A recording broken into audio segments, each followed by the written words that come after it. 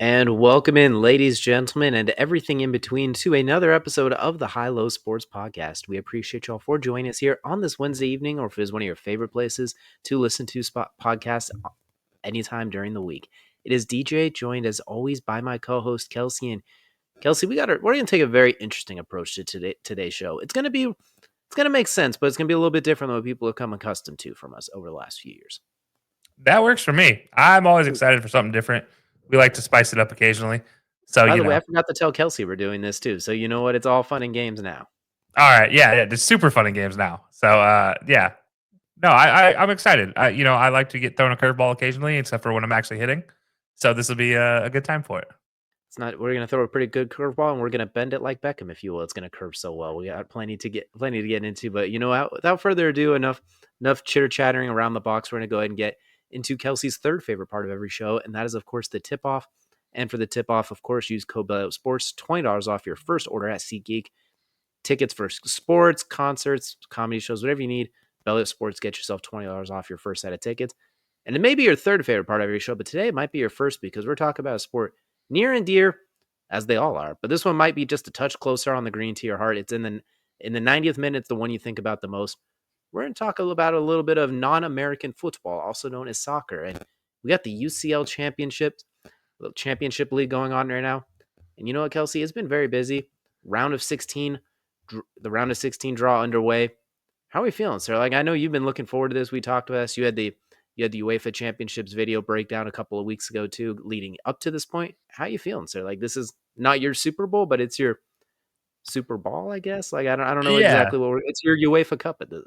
It's my kick around. It's a good time. It's honestly I love this stretch of the Champions League season. So that's anybody who doesn't know what's happened in the Champions League, I'll break it down for you. This year they did something different. They did the league format, which is completely different from how they normally do. Normally it's a group stage. Instead, they just clumped all the teams together. Said, screw it. We're going to run a group format.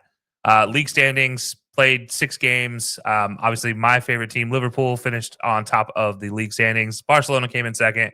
They were the only two going into the last match day of the group stage, of the league stage, eligible to move on. And then stretches from position 3 all the way down to 26.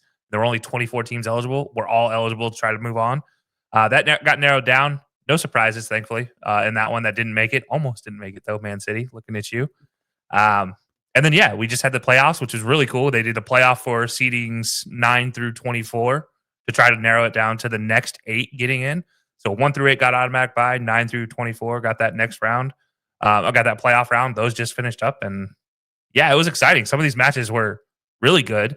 And then there was PSG, who decided to put it to Brest, which is still the best team name in all of the Champions League this year. I will die on that hill, and so will Micah Richards.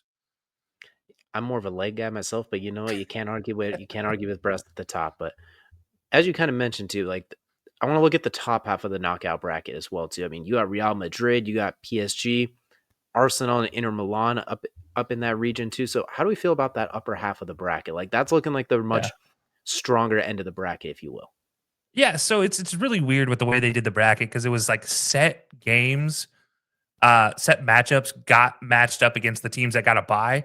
And it's kind of weird because you get two teams, that one of the two teams that get a bye that matches up with these bigger name teams. Like you said, there's Real Madrid, Man City, were two teams that faced off against each other to move on. And then Juventus, another team, Dortmund, PSG, Bayern Munich, all teams that are in that knockout round compared to the first 8, which you would have thought they would have been there. They decided not to. And Hector, unfortunately, you guys barely qualified, so I don't want to hear it from you, sir. I think there's a jersey bet on the line, by the way, from Hector. If you don't believe me, just head over to Insert Name FC and get to check that out. But there's a lot of big names that had to play this playoff round that kind of surprised me. And I think it sets up for some really exciting matchups in that round of 16 moving on, and more so than we normally get from round of 16. Like, normally there's a couple matches, then maybe there's one good match. Like, we have potentially 3 to 4 heavy hitters, specifically starting with PSG. Who they face off with, is it Liverpool or is it Barcelona? Who knows? The draw literally takes place in 2 days on the 22nd. So if you're listening to this after the 22nd, the draw just happened. If you're not listening to it after the 22nd, well, it's coming up. Don't worry, guys. We're going to be there. But I think it's a lot of excitement. coming up, and I think the matchups, they're kind of writing themselves here of what could possibly happen. As you mentioned, as I mentioned, PSG potentially Liverpool or Barcelona, Real Madrid either facing Atletico Madrid, their in-city rivals, or Bayer Leverkusen, who is coached by Xabi Alonso, who is a former Madrista himself. So yeah, there's that matchup. I mean, Bayern Munich also facing off against the other team from Atletico versus Leverkusen, which if they end up against Leverkusen, there's a German matchup at right there. It's a whole bunch of wild situations that could happen. And yeah, I don't know. I'm excited, man. I just think one of these teams that were in the playoff round might actually be a team to be reckoned with for a Champions League spot, like a final spot. Absolutely. Before we move forward with that too, one thing that maybe some casual fans of like UEFA and different just overseas soccer in general might be curious about. There's a lot of word about like country protection, like certain teams from countries can't play each other, that sort of thing.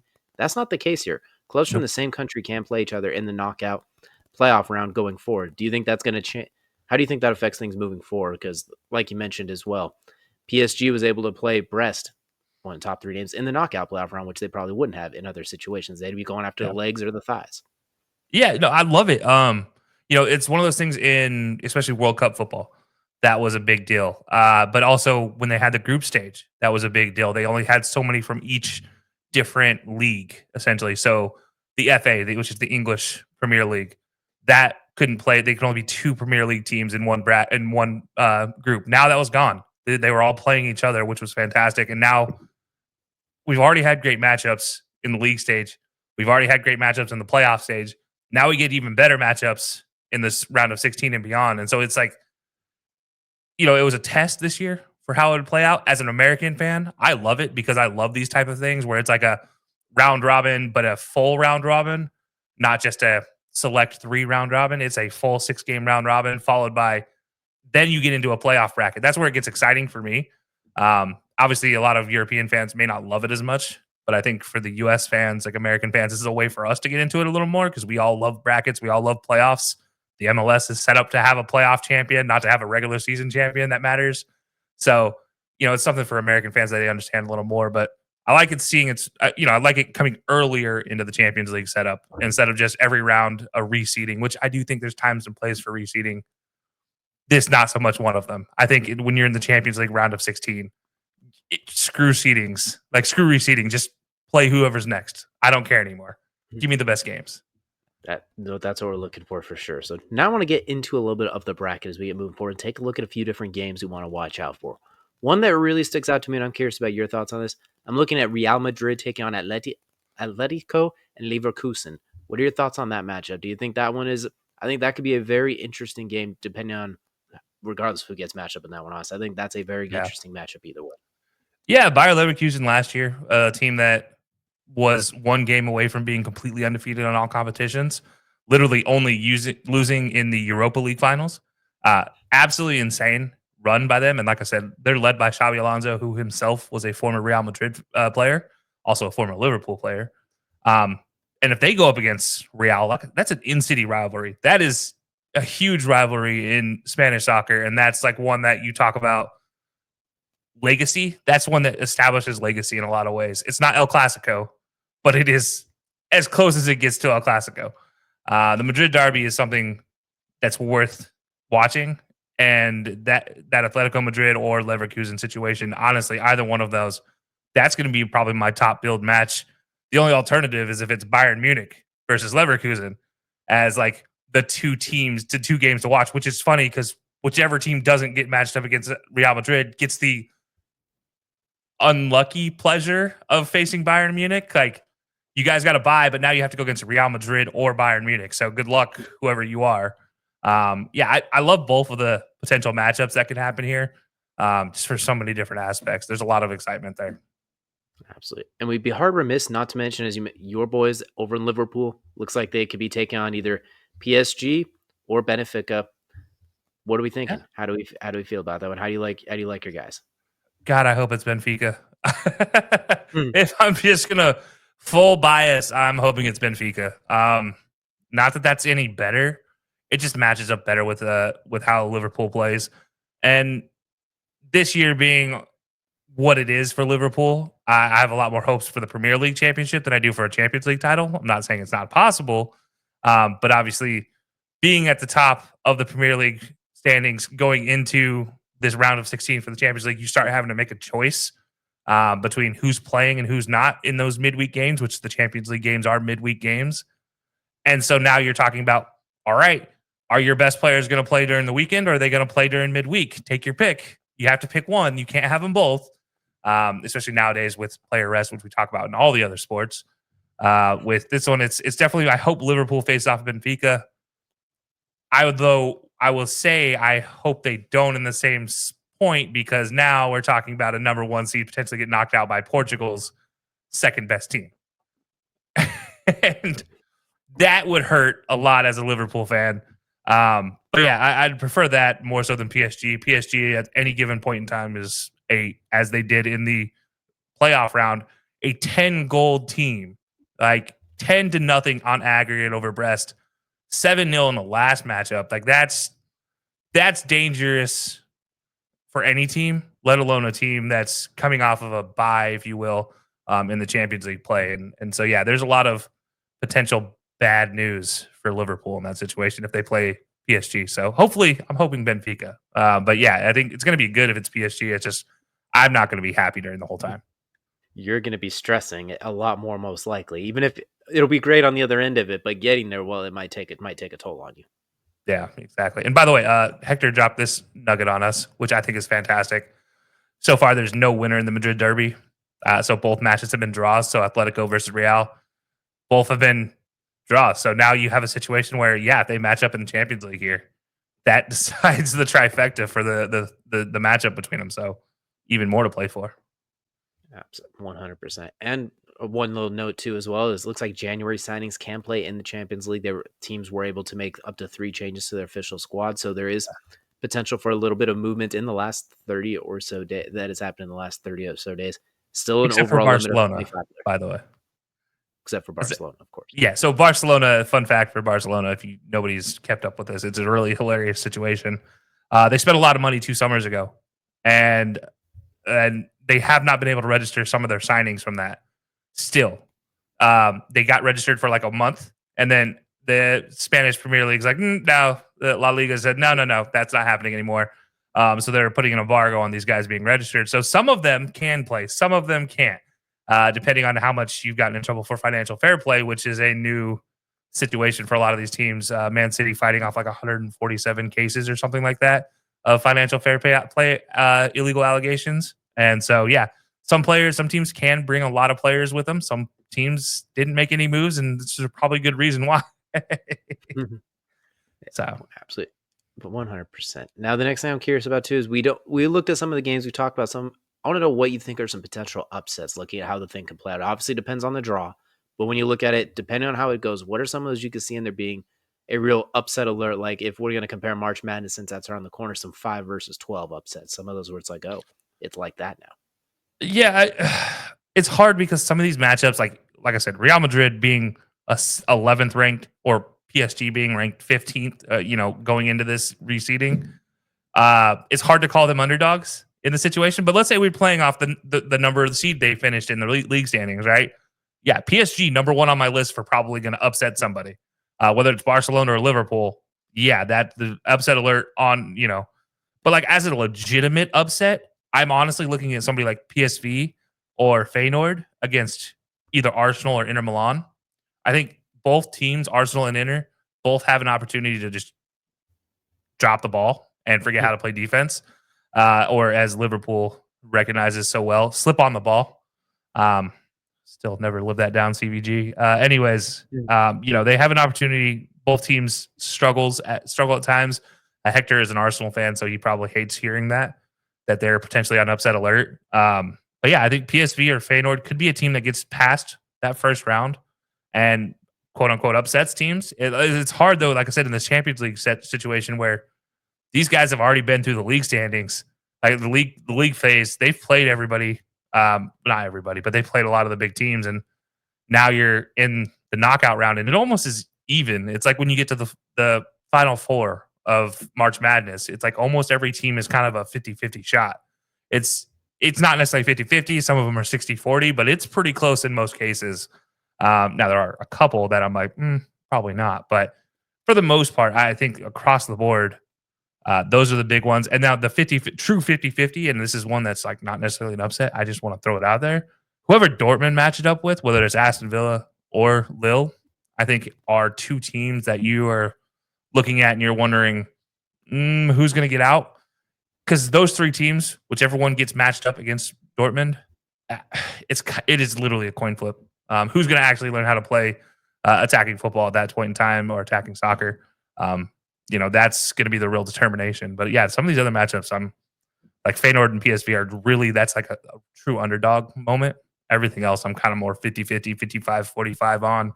Nothing truly underdog. Like if we're putting betting odds on it, it's like minus 120 to plus 180 type of situation. So, um, yeah. But those two that I mentioned, PSV and Feyenoord, whoever they end up matching up with, it's probably closer to they're like plus 300 odds to advance. So, little more underdog situation. So those are my two potential upset conversations.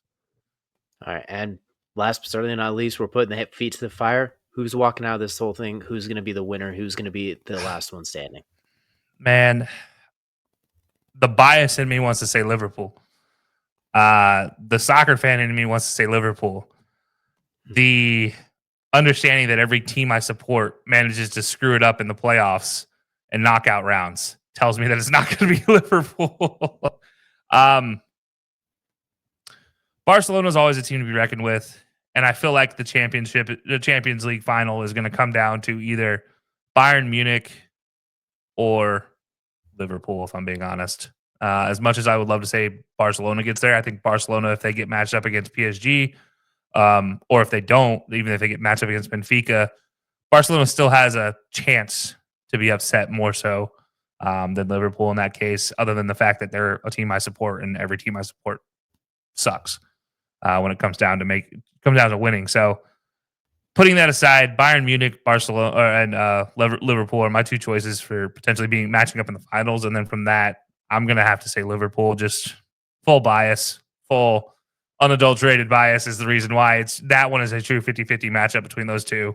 They both play really interesting soccer, football, and I would enjoy that match beyond belief. So yeah, give me Liverpool.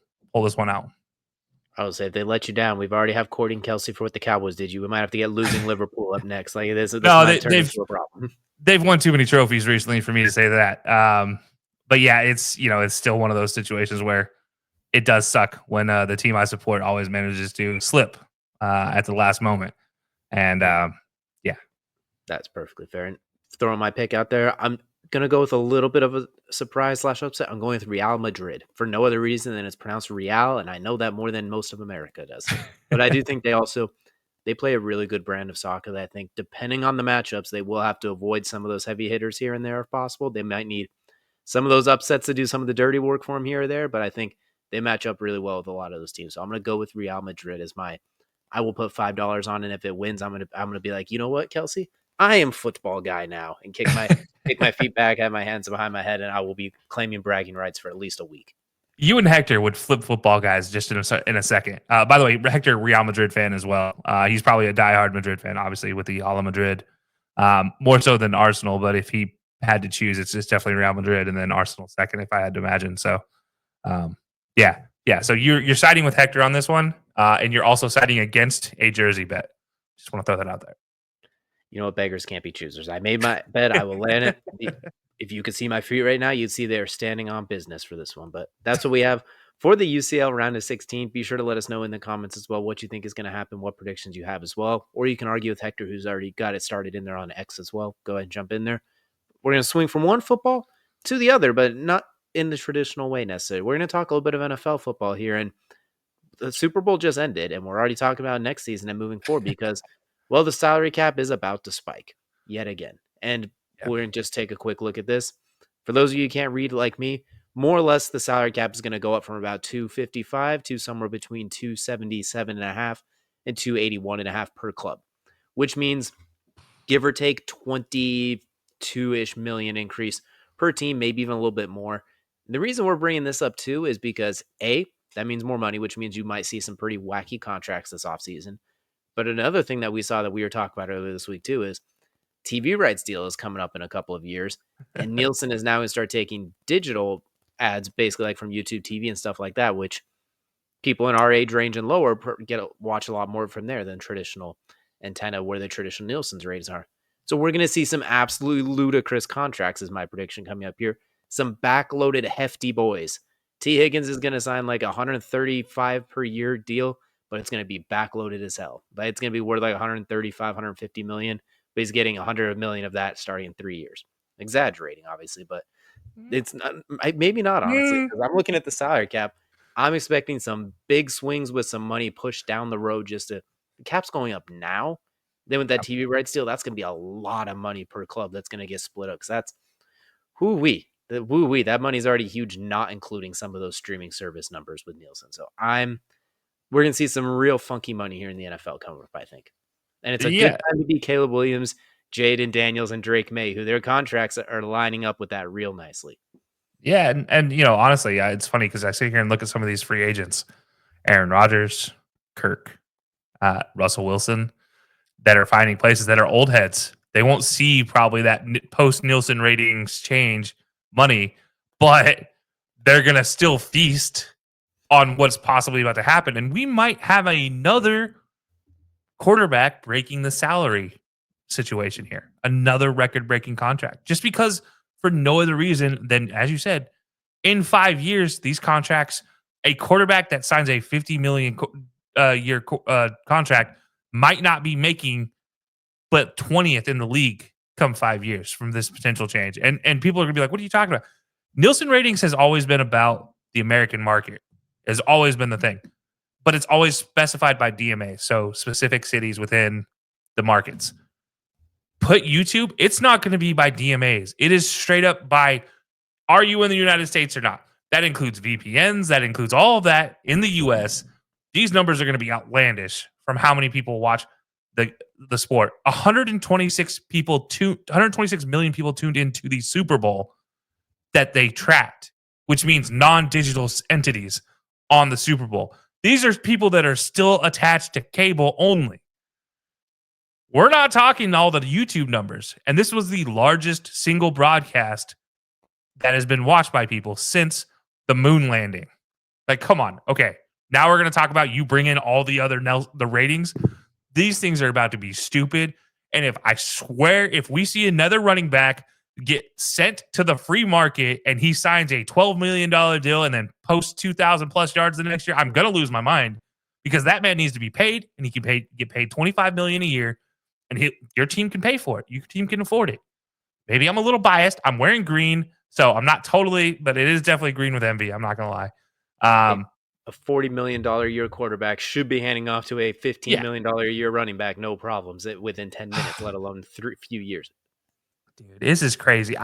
When the TV deal, we read that, you and I text each other back and forth like, this is going to be stupid. What this is about to do to the market is going to be dumb. And now you talk about raising the cap again this year, $22 million. On top of that, that is $53 million in 2 years.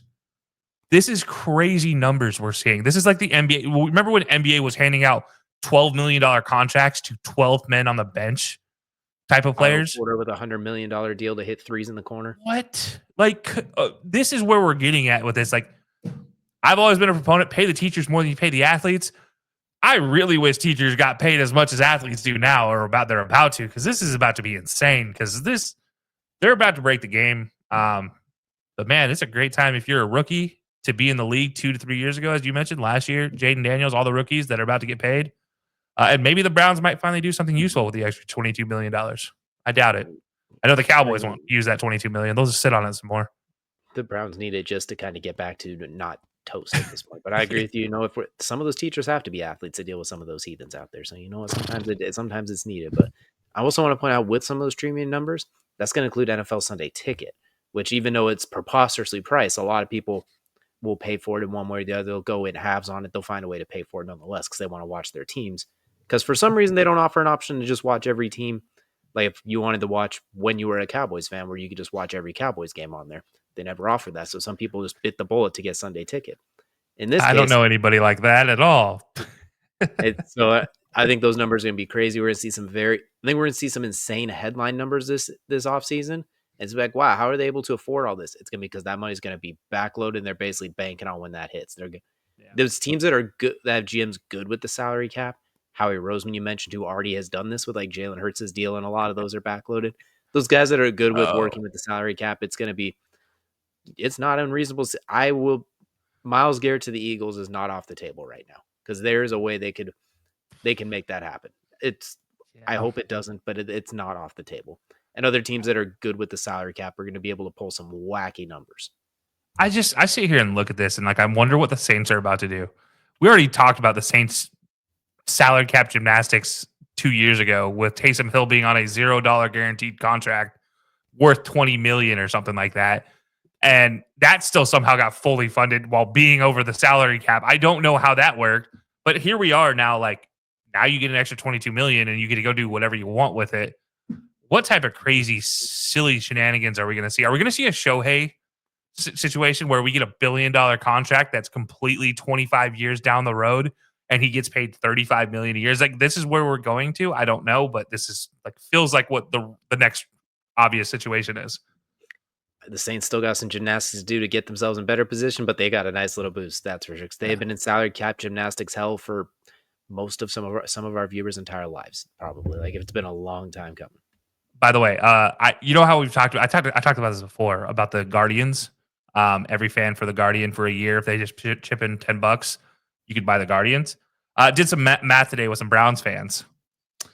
If Browns fans want to, instead of paying for tickets to the game for every game this season, for 10 out of the 18 games this season, just chip in $100 instead of buying tickets.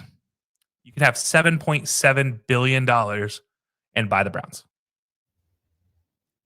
If that happens, I would like to be president or GM in that case because you know what, it could be like the Packers thing, run by as an organization as a group of people. I just want a spot at the table. Yeah. So every fan from the Browns that could fit in the Brown Stadium sends $100 instead of going to the stadium, which NFL ticket prices $100 is not far off from the average ticket price nowadays. Yeah, you can buy part of the Browns. You know what? If we take over the Browns, I got some moves I got to make, and I got some ideas I'd like to implement real quick. Oh, Like so, you know what? I'd eat a $200 million contract. That's for sure. Hey, it's only like $96 million right now. It's been a Well, it few should be years. voided here in a week, but we'll see. You know, that's another bridge that we'll cross when we get a seat at the table. But that's going to do it here for the tip off. That's going to now take us into the main event. And for the main event, we're going to head over to the hardwood and we're talking about NBA All Star basketball. And you know what? Not really in a good way necessarily. The All Star weekend just wrapped up this week. A very unusual All Star game with like Shaq's OGs versus Candace Rising Stars versus Chuck's Global Stars versus Team Kenny's Young Stars. A very interesting layout featuring a bunch of different things. I'm gonna keep my thoughts on this really simple. This if put the fries in the bag, bro, was an actual real life thing. That's exactly what this is. If the put the fries in the bag, bro meme was actually real life, that's what this is. Just go back to East and West. It's gonna be 180 to 185. There's no defense. People don't tune in for that. I don't know what this was, honestly. I could not get it was weird. Just let me see Steph and Dame throwing up half court 3-pointers and then Giannis trying to yam on people and no one wants to get in the way.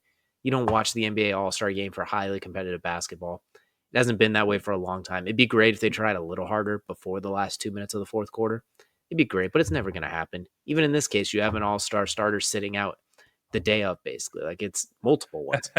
So I just put the fries in the bag, bro. Just go back to East and West. Keep it very simple. It means that's how you're doing the voting anyway. That's how you get the accolades for those contracts for your like all-star starter on your resume when you're making that Hall of Fame trajectory, multiple time all-star, so on and so forth. Just go back to East and West. I get it. I get what he was trying to do. I know what Adam Silver's been trying to do the last few years. It's not working. Just let's put the fries back in and let's just get back to East and West. Let's just get 181 to 185 and just duke it out. Yeah, this situation doesn't work well for full teams, multiple players. As little as I like Draymond and as little as I like to agree with Draymond, he talked about it before the All-Star game. He's like, why are rising stars on the same court as all-stars? They're rising stars. They're not all stars. point blank end of conversation. There are guys on that court that should not be considered an all-star. They're going to get paid based on this all-star appearance. Let's not forget that's part of the CBA now is you can get paid on all-star appearances. Thanks Carmelo and LeBron for that those eras being added to the CBA. And look, good for the kids, but at the same time, be a rising star for 2 years. Be that guy. Shai Gilgeous-Alexander was that guy. You know, be that.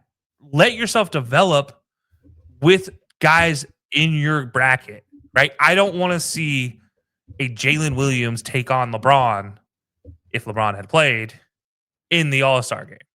Like, that's not what I want to see. I want to see Steph, and I want to see Jason Tatum on the court. I want to see Dame, and I want to see Steph shooting, ball for ball. I want to see Giannis, and I want to see Jokic. I want to see these things because they're fun. They're exciting. And you know what's really funny from a nerd of the game is I learned more about how a player likes to play from the All-Star game than I do watching 82 games. And people are going to be like, what are you talking about? It's a for fun. Yeah, but it's for fun. It's how they enjoy playing. So when they're on their P's and Q's, this is what you're going to expect in an 82 game season is if they're playing their best, you're going to see some highlights of what happens in the All-Star game.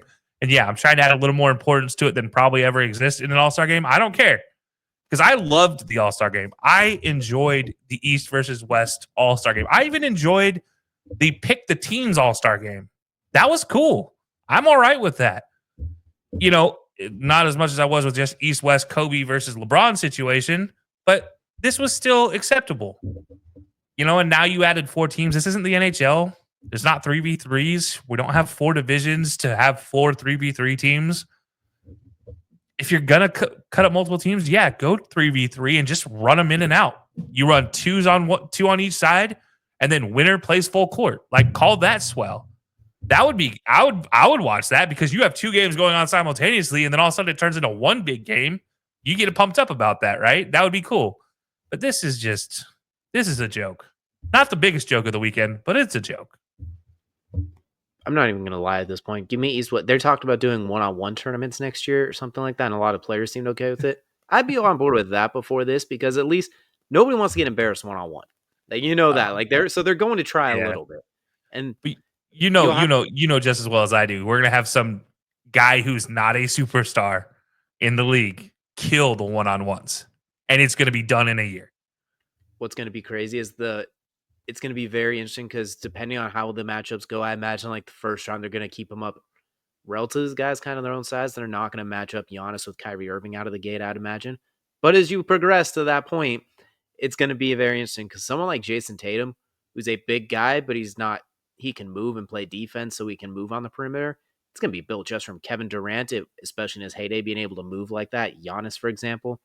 All you have to do is basically get a rebound if you're those guys.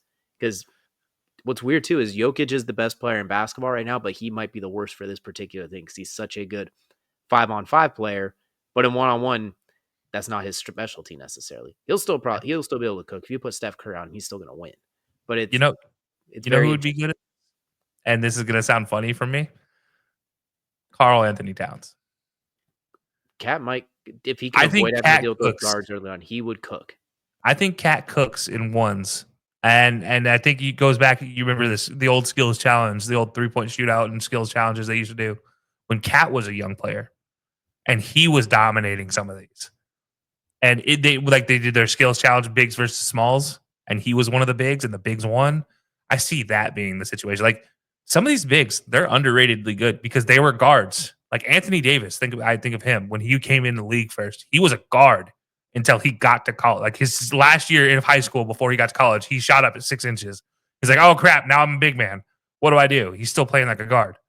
Cat, same thing. He was a guard and then turned into a big man. It's like, these guys have some handles. Let's not kid ourselves. And then they get the body. You just got to get a rebound. Then you make it, take it. It's like, all right, I'm picking a big guy in that situation. Giannis would be good in that one. Giannis versus Victor Wembanyama. That's what I want to see. I want to see who dunks it without getting off the ground with those 2 freakish long petrodactyl arms like that. That's the matchup I want to see just for fun. That'd be freaky for sure. I need Wemby to get 20 pounds, and then I'm excited for that because he looks like Giannis did when Giannis first got in the league.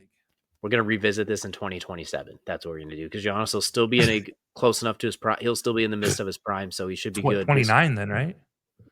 I think we'll still be good. But we can focus on the problems with All Star Weekend all day. Mostly of it was the game. The rest of it, there was a little bit of fun. The dunk contest, for example, had a little bit of spice for the first time in a while. Like, it was actually kind of fun as we had the return of the Mac. The NBA dusted off Mac from the G League, threw him out there, and won the dunk contest for the third year in a row. The three-peat we all expected to happen in February, just a few weeks ago. So, yeah, you know what? This was really. I was gonna say the dunk contest has been very up and down in recent years. I know everyone talks about it's dead.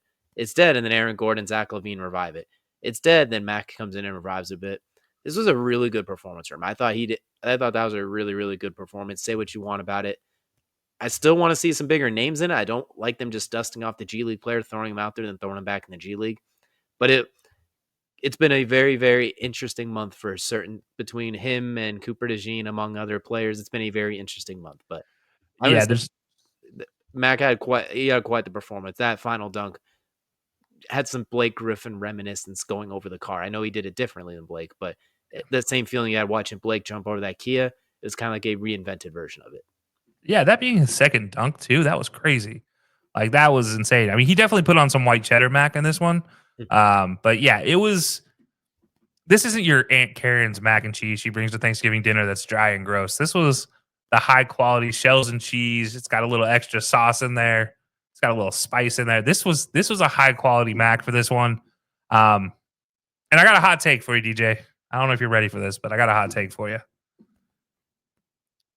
Vince Carter's dunk contest dunks are warm-ups for the current dunk contest competitors. And everybody's like, what are you talking about? I watched a dude do an East Bay warming up for the dunk contest this year. Just warming up. You see these high schoolers doing East Bays in-game dunks, and they're doing an East Bay, a thing that won Jason Richardson his dunk contest championship. You have guys pulling off Vince Carter moves and making them look way too easy. Even when the last dude stuck his elbow in the rim, I think that was 2 years ago, it was still easier than Vince Carter's was. And that sounds crazy, but we just watched a man jump over a full-size car. And not the hood, not Blake Griffin, the hood. Like, literally jumped over the car. Yes, his foot clipped the windshield. I don't care. That man still got 99.9% of the way across the car, and I've never seen Vince Carter do that. I have seen him jump over a 7-foot man before. But this man jumped over a 6'8" man on a 4-foot long or 4-foot tall stool. So I love Vince. Vince was my dude in the dunk contest. I always played NBA Live as the Raptors just so I could use Vince. Vince might be a Hall of Famer for 2 teams, but I think his dunk contest dunks that won him that title in San Francisco, ironically, are warm-up dunks to these guys today. And it's a joke that we still are complaining about what we're seeing because it's been made look so easy over the years. Like, after Nate Robinson, have you been excited by anything because there was a short guy dunking until a white guy who's short started dunking? Most people say no. About Zach LaVine and Aaron Gordon, but that was for different reasons. Yeah, but you're a little bit of a basketball. Like, your average viewer are just going to look at these like, God, why is this big, tall 00 guy dunking on people? Like, no, like these last few years, as much as people complain about it, I think they're getting too showy, like too many props. I want to see real dunks, but I still think these guys are still warming up with dunks that won the contest in 2000, 2001, 2002, 2003. Like, these guys are warming up with those. And Vince Carter did a great job of talking about it in the dunk contest. He even said, like, I watched these guys warm up, and there's no way I'm competing with any of them. That's a Hall of Fame dunker saying, nah, I can't do it. Like, and we're sitting here judging these guys. Yeah, don't get me wrong. Sure, some kids out there who's judging them can go out and do these things. The 95% of us, the rest of us, can't even sniff the rim, let alone pull off an East Bay in a warm-up. I couldn't even rock the baby in a warm-up. So, nah, it's crazy to me that people are still judging these guys for being unathletic or not good dunkers. And Mac McClung is a show dunker. That's why he shows out for these things. A lot of these players are doing things that are dunk contest dunks in game, though. And that's the part I think gets overlooked by a lot of this. Like, they make it look easy in these, and some of these dunks that were 48-point dunks, 47-point dunks were, if you did that 5 years ago, that's a 50 plus. That gets Shaq's out of his seat with his stupid camcorder, like all over again. That's what this is. But yeah, that's my hot take after watching this. Is like, these guys are bigger athletes, better athletes than they had been in the past.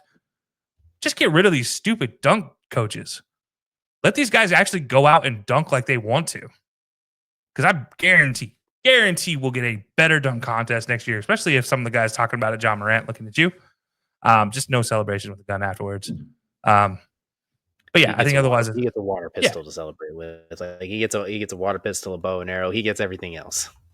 Yeah, but no, seriously. Like, hot take is Vince Carter doesn't hold a candle to these current dunkers as far as the dunk contest, and that's embarrassing. That we're still complaining about bad dunk contests. Then what I will say with the complaints about with the dunk contest, almost a gun contest, we got me going John Morant here. I think the big issue there, the game is so big right now, and we can always go back and see everything. It's hard to find something super original because so much has already been done without doing something absolutely ridiculous to a point. Like, they can do what Vince Carter did, but when he did it, it had never been done before. So there's a little bit of like, there's only so many different ways you can jump 48 inches in the air if you have a freak vertical, or 40 inches in the air. There's so many different things you could do without a ridiculous prop. So I get the limitations there. I mean, you jump from the free throw line, and then also the other part of it is, I think, as you mentioned too, there's no Ja Morants, there's no Giannis, there's not the guys that are big names that you see playing 82 times a year. You got Mac, who is, as you mentioned, the best show dunker right now, and the hardware proves it. Problem is, we do not see him for 364 more days, hardly, unless you're locked into the Orlando G League, and even then, hit or miss at the same time. So I think just it's crappy to say, but it needs a little bit more natural star power going there, because it is an all-star weekend event without all stars participating in the dunk contest. I think my biggest complaint, and goes to the Mac McClung thing, is people want to say that the dunks aren't as good as they have been. They are. But you want star power. It's an all-star game. You want stars. You want to see the best athletes on the court, not the best athletes in the league as a whole, but the best athletes that will be on the court night in and night out. That is the superstar. That is the player selling jerseys, not Mac McClung, who is a guy who has $530,000 of earnings through dunk contests, or $350,000 of earnings through dunk contests, and $130,000 of earnings in his entire career. So that's not what people want. That's not what fans want. That's what I want. I love to see great dunkers.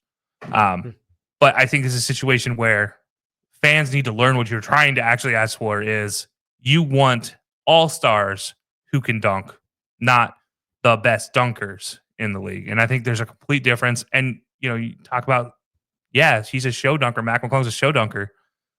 There's a reason he is, though. He knows he can make more money by winning the thing. And that's going to mean something. Whereas a lot of these bigger name athletes will not compete in it. And LeBron set this standard, and leagues and GMs reinforced it. They don't want to see their star player get injured in the dunk contest. We saw Derrick Rose go up on a dunk and after a whistle and get hurt. And that was during a game. Do you think they ever wanted to see him take place in a dunk contest after that? No chance. I will say Mac McClung's about to have a lot higher career earnings thanks to Puma and the shoe that he was wearing during that dunk contest as well. So his career earnings, it might be going up courtesy of Puma for sure. But everyone, let us know in the comments section down below what you thought of the dunk contest and what you want to see moving forward. If what Giannis and Josh said on X was true about, hey, they're gonna be in it next year, I'm hyped for that. Giannis's might not defy gravity, but it's gonna defy physics watching him basically dunk from the free throw without jumping with his freakish arms and whatnot. He might be able to dunk with his feet and just walk on his hands. He makes no sense. And we already know John Moran just flies through the air for better or for worse. He's like a bullet through the air, how he covers distance. So I'm looking forward to it. I hope we get a little bit of both next year. I want to see it continue to get built up a little bit, because it was a lot. It was a lot of fun this year. It was much better than the actual All-Star game. So if we're going to get a bad All-Star game, let's at least get some All-Stars doing some cool stuff. Kind of like what they do in the skills challenge, where we did see a couple of All-Star caliber players take home the win. Donovan Mitchell and Evan Mobley for the Cleveland Cavaliers bringing it home after Wembanyama and CP3 kind of got disqualified in kind of a goofy situation there. So For the Cavs, it's kind of fitting considering a lot of their lineup is kind of that very versatile. Like Evan Mobley is such a truly versatile big man. The way he defends, can shoot, can dribble, and it's like we talked about Cat earlier when the big men used to do those skill competitions a while back. He's perfect for this, and we already know Donovan Mitchell, top 15 player in the game, and can do all those things. So this one wasn't really a surprise to me. They beat the Warriors on their home court. This one wasn't really surprising, honestly. Looking at it now, I mean, CP3 and Wembenyama, that maybe that changes things if they didn't have the oopsie, but this just kind of makes sense looking at it. Like this was the least, oh my goodness, of the events. Yeah, leave it to CP3 to be a Hmm. part of a team that decides to cheat their way to try to win. And truth be told, I I liked what they did. I liked trying to game the system in that situation. I thought it was clever. And if it wasn't for CP3 just throwing entry passes, I think they don't get DQ'd. And seriously, he literally never even looked up from the rack of balls and just like was literally tossing entry passes. And if they, you know what, if I'm the NBA, you know what I do? I provide nets on the other side and say you can either throw entry passes or you can shoot. You make two or you hit all three entry passes, otherwise you have a time penalty. Those are your three options. Those are your two options. Boom. Guess what? Cheating solved. You just all of a sudden opened up a whole new can of worms where you get to see real strategy being played. But I like the skills challenge in most cases. I thought it was fitting that the Cavs are the team that take home the championship there. And honestly, Donovan Mitchell probably needs to get more recognition for how good he can be in total. Like, I think he is an MVP candidate. I think it's showcased just in the skills challenge was a small piece of what he can do. And Evan Mobley, if you guys haven't been watching Evan Mobley, it's time to learn. That dude is a stud. And this is coming from a guy who was not high on his rankings coming out of the draft out of USC. Yeah, I was not. And I will tell you that I am wrong. So deadly wrong. He's a good player. I thought he was going to be a good player. He's a much better than good player right now. So yeah, I love this from that standpoint. I love the fact that CP3 and Wemby tried to game the system. I love Wemby saying afterwards, no, it was me. It was my decision. Like I love that because it tells me he's thinking differently. And I think that's exciting for what they can do in the future. And I think more players, if they want to get involved in these things, should challenge the NBA a little bit more to provide some like, hey, maybe NBA, you should do something a little different. So Adam Silver, just think about it. Add entry passes as an option. If Victor Wembanyama ever just takes a year off and takes a step back, or they get voter fatigue, Evan Mobley is going to take home a Defensive Player of the Year award at some point. If Wemby doesn't clean sweep the next 10 years, if they get a little bit of voter fatigue, if it doesn't end up in a Rudy Gobert situation, granted those ones were ridiculous, but we're not going to get into that. We've talked about that ad nauseum on the show plenty of times, but he's definitely going to take home. He's going to take home a Defensive Player of the Year award at some point in his career, assuming the trajectory's at. And last but not least, the 3-point contest. Interesting enough, too, not what would not have been my first thought. Tyler, I can be your hero, walks away with the 3-point shooting champion, holding off Damian Lillard and Buddy Hield at the back end of it. Jalen Brunson, not his best performance. I guess he doesn't shoot quite as well when he's not asking for fouls. Totally kidding as well. Just couldn't miss that opportunity to make a foul bait joke. But Tyler Hero continues to have a bit of a underrated breakout season. The news of Miami this whole year has been the Jimmy Butler tomfoolery, but Tyler Hero has secretly had a all-star caliber year. I know he's technically didn't get voted in, but he's been absolutely awesome and taking home the 3-point contest as well. He would not have been in my first two choices, honestly, but good for him. Yeah, thought it was interesting, to say the least. I would not have picked Tyler Hero. I thought it was first. It's in the Bay, so maybe it's going to be Buddy Hield. Then again, Buddy Hield showed up like normal and could not pull out the title, former Kings player. And then at the same time, I was like, oh, maybe Darius Garland is the guy. Like maybe. And then just sitting out there, just sneakily hanging out was Dame. And I'm like, oh, well, maybe there's another 3-peat. That would be cool. But no, it's Tyler Hero, the guy that you just don't expect ever. And continuing the theme of exciting whites winning something. And I don't know if you can call him exciting because he's a 6 man. So I'm just kidding. He's not actually a 6 man. He doesn't deserve that. But yeah, no, I just thought it was interesting. And how ironic that it is a Miami Heat player winning a 3-point contest in San Francisco where Jimmy Butler ended up. What a very, very weird month it's been. Mac, Tyler Hero, Cooper DeJean, Reed Blankenship. Like, this is the raw milk month. Jack Sawyer. Like, it's getting very, very weird. But That's what we had for the NBA All-Star recap. Let us know down below what you all thought of All-Star Weekend and if you had a favorite event and if so, what it was. But that's now going to transition us into Kelcey's favorite part of every show, and that is, of course, Crunch Time. And Crunch Time, as we've talked about before, the goal for this one is we are continuing our Courting Kelcey series as we try and convince him to which team he should join as his next favorite team in the NFL. And this week, this is a very fitting week because we unintentionally drew some direct shade to this team. And you know what, Kelcey? Here's the pitch of why you should continue to support a team that you kind of do, but into the NFL. What's going on, Kelcey? It's Nate, your boy from the Third and 10 podcast. So I hear you need a new team, and you're probably wondering, I have no Giants gear on whatsoever, but I'm pretty sure everyone that has tried to pitch you to their team has worn their uniforms and all the things. We're not doing that today. I'm going to convince you to be a Giants fan just by my words. And you love me. Like, come on, man. I'm like your favorite sort of person on Belly Up. So my words matter a little bit more compared to... I'm just kidding. I'm kidding. Everyone at Belly Up is great. But I digress.